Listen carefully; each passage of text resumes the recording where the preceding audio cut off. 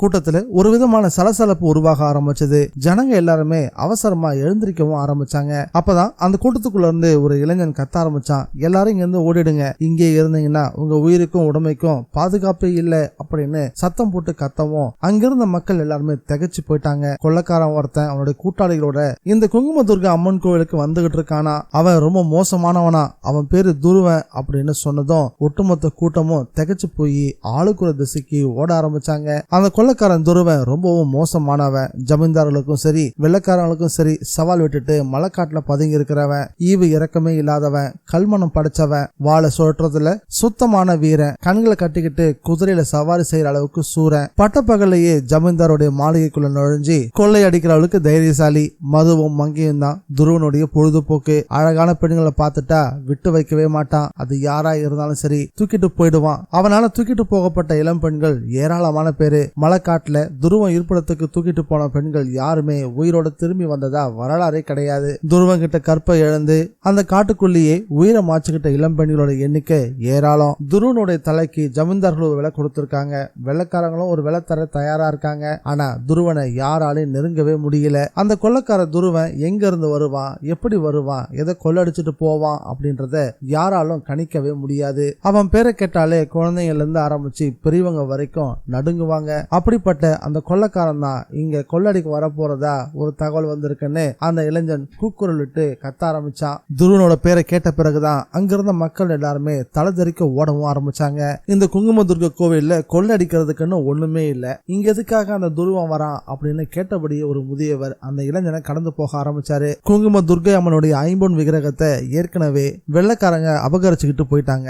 இப்போ இருக்கிறது வெறும் கருங்கலான சிலை மட்டும்தான். உண்டியிலையும் திருவிழாவுக்கு முத நாளே திறந்துட்டாங்க. அப்படி இருக்கும் போது துருவன் எதை கொள்ளடிக்கிறதுக்காக இங்க வரானா அப்படின்ற சந்தேகம் தான் மக்கள் மத்தியில எழ ஆரம்பிச்சது. இதே விஷயத்தை தான் அங்கிருந்த மக்கள் எல்லாருமே அவங்களுக்குள்ள பேசிட்டு இருந்தாங்க. அந்த இளைஞன் பக்கத்துல இருந்த அவனுடைய தோழனும் இததான் அந்த இளைஞன் கிட்ட கேட்க ஆரம்பிச்சான். துருவன் இங்க வர்றது கொள்ளடிக்கிறதுக்காக இல்ல, நாட்டியக்காரை நீலமதியை தூக்கிட்டு போறதுக்காக வரானா அப்படின்னு அந்த இளைஞன் சொன்னதும், ஐயோ பாவம், இந்த நீலமதி அந்த துருவனுடைய கண்ணுல எப்படி சிக்கினா அப்படின்னு சந்தேகமா கேட்டதுக்கு, துருவன் என்ன கோயில் கோயிலாவ போய்கிட்டு இருக்கான், அவன்லாம் ஒன்னும் நீலமதிய பார்த்ததே இல்ல, நாட்டியக்காரை நீலமதியோட அழக பார்த்த எவனோ ஒருத்தன் துருவன் கிட்ட போய் அவளை பத்தி புகழ்ந்து சொல்லியிருக்கான். நீலமதிய பத்தி புகழ்ந்தும் அவளை வர்ணிச்சு சொன்னதை கேட்டதும் அந்த காமுகனுக்கு புத்தி மாறி போச்சு. நீலமதியை தூக்கிட்டு போக வந்துகிட்டு இருக்கான். இவங்க பேசிட்டு இருந்த விஷயம் நீலமதி காது வரைக்கும் எட்ட ஆரம்பிச்சது. விஷயத்தை கேள்விப்பட்டதுமே நீலமதி வியர்த்து போனா. நீலமதி பயத்தோடையே தான் பக்கத்துல இருந்த வாத்தியக்காரர்கிட்ட, அண்ணே பாத்தீங்களா, பனவோல அம்பல எழுதப்பட்டிருந்த செய்தி உண்மையாகிருச்சு, என்னோட நிலைமை என்ன ஆகுனே தெரியலையே அப்படின்னு நீலமதி கலங்க ஆரம்பிச்சா. அழாத நீலமதி, நம்ம எப்படியாவது அந்த துருவனுடைய கண்ணுல படாம இங்க இருந்து தப்பிச்சிடலாம் அப்படின்னு அந்த வாத்தியக்காரர் ஆறுதல் சொல்ல ஆரம்பிச்சாரு. அண்ணே தப்பிக்க முடியுமா அப்படின்னு பாவமா கேட்க ஆரம்பிச்சா நீலமதி. முடியும், முயற்சி செஞ்சா நிச்சயம் முடியும், எங்களோட உயிர் போனாலும் சரி அதை பத்தி நான் கவலைப்பட போறதில்ல, உன்னை காப்பாத்தியே தருவோம் அப்படின்னு வாத்தியக்காரங்க எல்லாமே சேர்ந்து உணர்ச்சி ததுமா பேச ஆரம்பிச்சாங்க. நீலமதிக்கு கொஞ்சம் தைரியம் வர ஆரம்பிச்சது. முதல்ல இங்க இருந்து சீக்கிரம் கிளம்பு, இனி இந்த இடத்துல நம்ம ஒரு நிமிஷம் கூட இருக்கவே கூடாது அப்படின்னு நீலமதியை அவசரப்படுத்த ஆரம்பிச்சாங்க. நீலமதி வாத்தியக்காரங்க சொன்ன வழியே நடக்கவும் ஆரம்பிச்சா. குங்குமதுர்கா அம்மன் கோயிலுக்கு பின்னாடி ஒரு பெரிய இலுப்பு மரம் இருந்துச்சு. அந்த இலுப்பு மரத்துக்கு கீழே தான் மாடுகள் பூட்டிய அவங்க வந்த கூண்டு வண்டியும் இருந்துச்சு. வாத்தியக்காரங்க எல்லாரும் ஒன்னா சேர்ந்து நீலமதியை பாதுகாப்பா அழைச்சிட்டு போய் அந்த கூண்டு வண்டியிலையும் ஏத்தினாங்க. கூடவே வாத்தியக்காரர்களும் வண்டியில ஏறி உட்கார்ந்தாங்க. வண்டியில ஏறி உட்கார்ந்ததும் வாத்தியக்காரர்கள மூத்தவரு, டே சங்கையா, உன்னால எவ்வளவு வேகமா முடியுமோ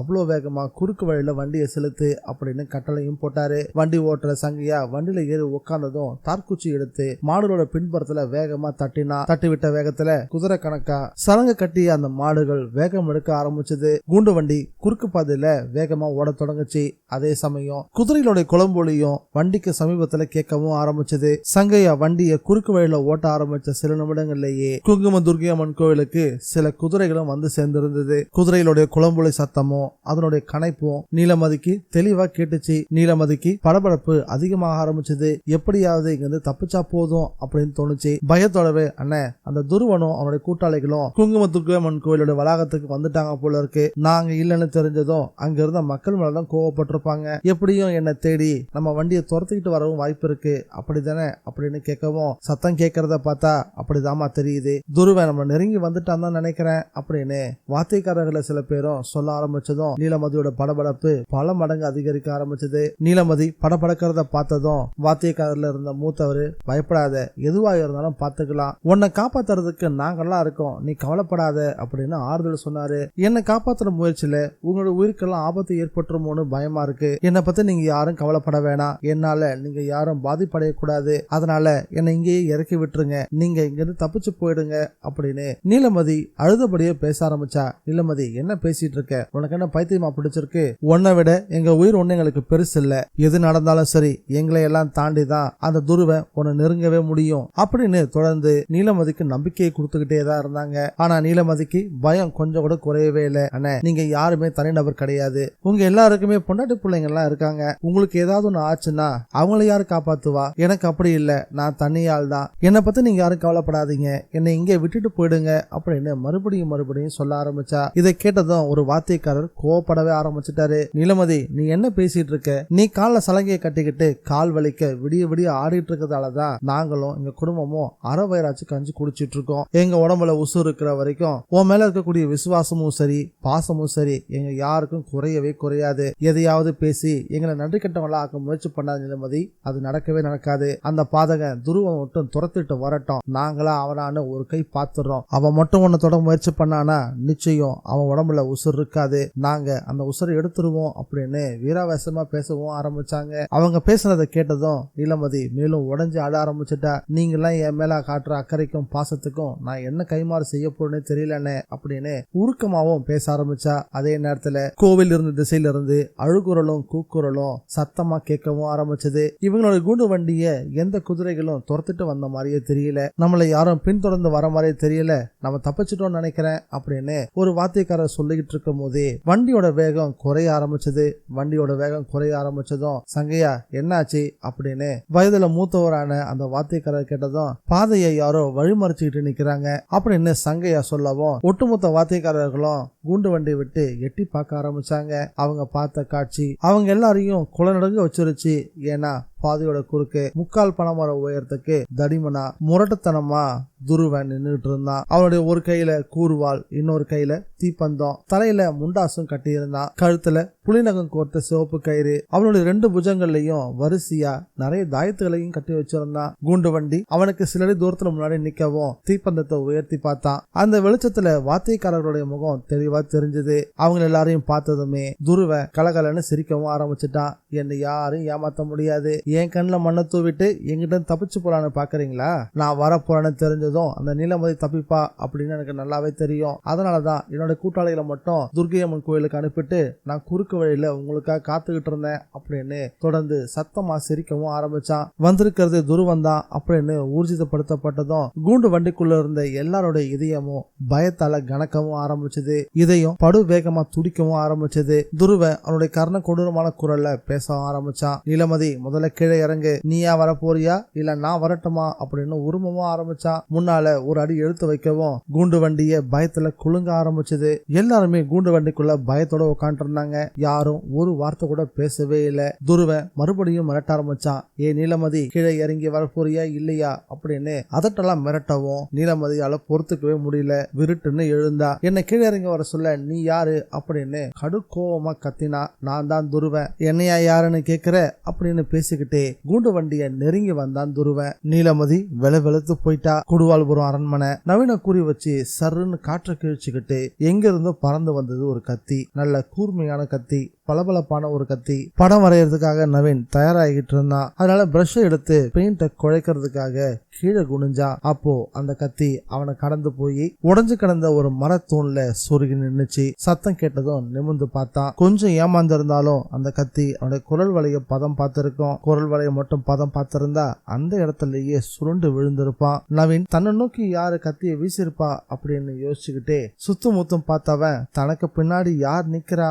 அப்படின்றத கவனிக்க தவறிட்டான். என் மேல யாரு கத்தி வீசிருப்பா, எனக்கு அவனுக்கு என்ன பகை இருக்கும் அப்படின்னு யோசிச்சுக்கிட்டே பின்பக்கம் திரும்பி பார்த்தவன் ஒரு நிமிஷம் மிரண்டே போயிட்டான். ஏன்னா அவனுக்கு பின்னாடிதான் நின்றுட்டு இருந்தா அந்த வயசான கிழவி. குறைஞ்சது அந்த கிழவிக்கு 70 வயசாவது இருக்கும். இடுங்கிய கண்கள், ஆனாலும் ரொம்ப கூர்மையான கண்கள். முகத்துல அப்படி ஒரு கோபம். சிகப்பு நிறத்துல ஒரு சேலைய கட்டியிருந்தா. காதுல கனமான தங்கட்டி ஊசல் ஆடிக்கிட்டு இருந்துச்சு. முகத்துல கொஞ்சம் கூட சிரிப்புன்றதே இல்ல. கோபமா நவீன பார்த்து யாருடா நீ அப்படின்னு கரகரப்பான குரலை கேட்டா. பாட்டி, என் பேரு நவீன், வெளியூர்ல இருந்து இங்க வந்திருக்கேன் அப்படின்னு சாந்தமா தான் பேசினா நவீன். இங்க உனக்கு என்னடா வேலை, அரண்மனைக்குள்ள திருட வந்தியா அப்படின்னு கோவமா கத்த ஆரம்பிச்சுட்டான் அந்த கிழவி. பாட்டி, நான் திருடலாம் கிடையாது, நான் ஓவியம் வரையறவன், இந்த அரண்மனைய ஓவியமா வரையறதுக்காக தான் வந்திருக்கேன். ஆமா, என் மேல கத்தி வீசுனது யார் பாட்டி, நீங்களா அப்படின்னு சந்தேகமா கேட்கவும், ஆமா நான் தான் கத்திய வீசினேன், சட்டுன்னு நீ குனிஞ்சிட்ட, அதனாலதான் நீ உயிர் பழிச்ச, இல்லாட்டி இந்நேரத்துக்குலாம் நீ எம்லோகம் போயிருப்ப.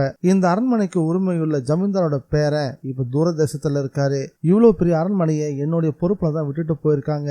ரா பகலா இந்த அரண்மனையை காவல் காக்கிற காவல்காரியே நான் தான். என்னோட அனுமதி இல்லாம இங்க உள்ள நுழையறதுக்கு உனக்கு என்ன தைரியம், என்னோட அனுமதி இல்லாம உள்ள நுழைஞ்சா இதுதான் கதி அப்படின்னு இடுப்புல சொருகி வச்சிருந்த இன்னொரு கத்தியை எடுத்து நவீன் நோக்கி உயர்த்தி பிடிச்சா. அதை பார்த்ததும் நவீன் மிரண்டு போயிட்டான். என்ன பாட்டி பண்றீங்க அப்படின்னு அதிர்ச்சியோட கேட்கவும், மரியாதையா இங்க இருந்து போயிடு, இல்லனா நடக்கிறதே வேற அப்படின்னு மிரட்டெல்லாம் எச்சரிக்க ஆரம்பிச்சா அந்த கிழவி. பாட்டி, 2 நாள் தான் இங்க தங்கி இருந்துட்டு தேவையான ஓவியங்களை வரைஞ்சு எடுத்துக்கிட்டு இங்க இருந்து போய்கிட்டே இருக்கேன், என்ன நம்புங்க அப்படின்னு சொல்லி கெஞ்சி பார்த்தான். இங்க இருக்காத, மரியாதையா போயிடு, அதுதான் உனக்கு நல்லது அப்படின்னு பாட்டி எச்சரிக்கை பண்ற மாதிரியே மிரட்டிக்கிட்டு இருந்தா. இந்த அரண்மனையில இந்த சொக்காயை தவிர வேறு யாராலும் ஒரு ராத்திரி கூட தங்கி இருக்க முடியாது. அப்படி தங்கி இருந்தாங்கன்னா அலறி அடிச்சுக்கிட்டு ஓடியே போயிடுவாங்க, இல்ல இதே அரண்மனைக்குள்ள உசர விட்டுருவாங்க, ஜாக்கிரதை அப்படின்னு எச்சரிக்க ஆரம்பிச்சா பாட்டி. ஏன் பாட்டி, இந்த அரண்மனைக்குள்ள ஏதாவது காத்து கருப்பு அண்டி இருக்கா அப்படின்னு நவீன் கொஞ்சம் கிண்டலா கேட்கவும், எதையும் என்னால விவரமெல்லாம் சொல்ல முடியாது, நான் சொல்றதை சொல்லிவிட்டேன். எங்கேயோ பிறந்து எப்படியோ வளர்ந்து இந்த அரண்மனையில வந்து தங்கி சாகணுன்றது உன்னோட தலைவிதினா அதை யாராலையும் மாத்த முடியாது. இந்த அரண்மனைக்குள்ள உனக்கு எது நடந்தாலும் நான் பொறுப்பாக முடியாது. அப்புறம் யாரும் வந்து என்ன கேள்வி கேட்க கூடாது இல்ல, அதனாலதான் உன முன்கூட்டியே நான் எச்சரிக்கிறேன். 2 நாள் என்ன 10 நாளைக்கு கூட தங்கிக்கோ, ஏதாவது நடந்துச்சுன்னா என்ன குறை சொல்லாத.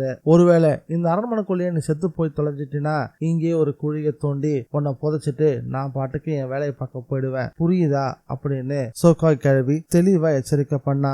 நவீன் ஒரு முடிவுல தான் இருந்தான். பாட்டி, எனக்கு எது நடந்தாலும் பரவாயில்ல, வந்தது வந்தாச்சு, இங்கே தங்கி இருந்து படத்தை வரைஞ்சிட்டு கிளம்புறேனே, இதுக்கு முன்னாடியாவது இந்த அரண்மனைக்குள்ள யாருமே இல்லைன்னு நினைச்சு பயந்துகிட்டு இருந்தேன், இப்பதான் நீ இருக்கிய பாட்டி, எனக்கு எந்த கவலையும் இல்லை அப்படின்னு சொல்லி சோக்காய் கிழவிக்கு ஐஸ் வைக்கிற மாதிரியே பேச ஆரம்பிச்சான் நவீன். ஆனா இதை எதையும் பெருசா காதல வாங்கிக்காம சொக்காயி தான் வழியை பார்த்துக்கிட்டு அரண்மனைக்குள்ள நுழைஞ்சிட்டா. உள்ள சிதறமடைஞ்சு கிடந்த அரண்மனையை தாண்டி அரண்மனையோட பின்பக்கத்துக்கும் போய் சேர்ந்திருந்தா. இதை வெளியில இருந்து கவனிச்சுட்டே இருந்தான் நவீன். அதன் பிறகு தன்னுடைய வேலைகளை பார்க்க ஆரம்பிச்சான். அந்த குதிரை ஓவியத்தை முழுசா வரைஞ்சு முடிச்சான். சிலைய வடிக்கப்பட்டிருந்த அந்த கருப்பு குதிரை எப்படி இருந்துச்சோ அதே போல தத்ரூபமா ஓவியத்தையும் வரைஞ்சு முடிச்சான். ஓவியத்தை வரைஞ்சு முடிச்சதும் ஒரு கப் டீ குடிச்சா நல்லா இருக்கும் அப்படின்னு நவீனுக்கு தோணுச்சு. அதனால நேர காரு கிட்ட போய் டிக்கியை திறந்தான். காருக்குள்ள கேஸ் சிலிண்டர், அடுப்பு எல்லாத்தையுமே செட்டா எடுத்துட்டு வந்திருந்தான். அரண்மனையோட முன் பக்கத்துல ஒரு உயரமான மண்டபம் இருந்துச்சு. அந்த இடத்துல கேஸ் சிலிண்டர் செட் பண்ணி அடுப்பையும் பத்த வச்சு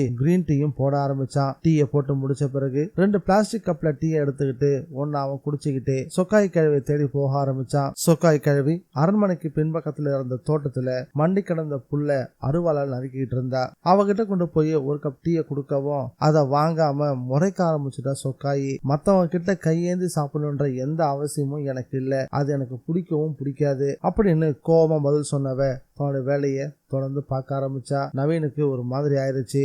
சரியான சுயகௌரவம் பிடிச்ச கிழவி. அரண்மனையோட வெளிப்பக்க சுவர்ல மூலிகை சாற்றால நிறைய ஓவியங்கள் வரையப்பட்டிருந்தது. ஒவ்வொன்னா ரசிச்சு பார்த்துக்கிட்டே வந்தான். அரண்மனையோட மிகப்பெரிய நுழைவாள் கிட்ட வந்து நின்னதும் அந்த கதவை கவனிச்சான். கதவு முழுக்கவும் பூ வேலைப்பாடுகள் ரொம்ப நுணுக்கமா செய்யப்பட்டிருந்தது. பாக்குறதுக்கே அவ்வளவு அழகா இருந்துச்சு. அதையே ஒரு ஓவியமா தீட்டலாம், நாளைக்கு வேலையா அதுதான் செய்யறோம் அப்படின்னு நவீன் தனக்குள்ள முடிவும் பண்ணிக்கிட்டான். அந்த நுழைவாயில ரசிச்சு பார்த்த நவீன் அரண்மனையோட முன்மண்டபத்துக்கு வந்து உட்கார்ந்தான். அந்த நேரத்துல சூரியன் மேற்கு திசையில மறைய ஆரம்பிச்சிருந்தது. அரண்மனையோட தோட்டத்தை வேலை பார்த்துட்டு இருந்த சொக்காயி இப்போ திடீர்னு முன்வாசல நுழைஞ்சிட்டு இருந்தா. உள்ள நுழைஞ்சவ நேரா அரண்மனைக்குள்ள போய் அந்த காலத்து மின் விளக்குகளை எரிய விட்டுட்டு வெளியே வந்தா. அரண்மனை முழுசும் அங்கங்க திட்டு திட்டா மஞ்சள் நிறத்துல குறைவான வெளிச்சமே இல்லாததுக்கு இந்த வெளிச்சம் பரவாயில்ல அப்படின்னு நவீனுக்கு தோணுச்சு. நவீன் உட்காந்து இருந்த முன் மண்டபத்திலையும் ஒரு விளக்கை எரிய விட்டுட்டு அவ தான் வழிய போக ஆரம்பிச்சா. பாட்டி, கொஞ்சம் நில்ல, அரண்மனை கொஞ்சம் சுத்தி பார்க்கணும் அப்படின்னு கேட்கவும், என்னது அரண்மனை சுத்தி பார்க்கணுமா, காலையில உசுரோட இருந்துனா விடிஞ்சதும் சுத்தி பாரு, இப்ப எனக்கு தூக்கம் வருது, நான் தூங்க போறேன் அப்படின்னு சோம்பல் முறிச்சுக்கிட்டு கொட்டாய் விட்டுக்கிட்டு அந்த இருட்டுல கரைஞ்சு போனா. இந்த வார்த்தையில கேட்டதும் நவீன் திகச்சு போயிட்டான். உசுரோட இருந்துனா விடிஞ்சதும் சுத்தி பாரா, அதுக்கு என்ன அர்த்தம், எதுக்காக அந்த கிழவி இப்படி சொன்னா அப்படின்னு அவ சொன்ன வார்த்தையே மறுபடியும் தனக்குள்ள சொல்லி பார்த்துக்கிட்டான். ஆனா அதுக்கான புதிர் தான் விளங்கவே இல்லை. தொக்காய் கிழவி சொன்னதுக்கு என்ன அர்த்தம்னு அப்பா அவனுக்கு புரியல. ஆனா அன்னைக்கு இரவு நடந்த ஒரு சம்பவம் அவனுடைய முதுகெலும்பையே செல்லிட வச்சிருச்சுன்னு தான் சொல்லணும்.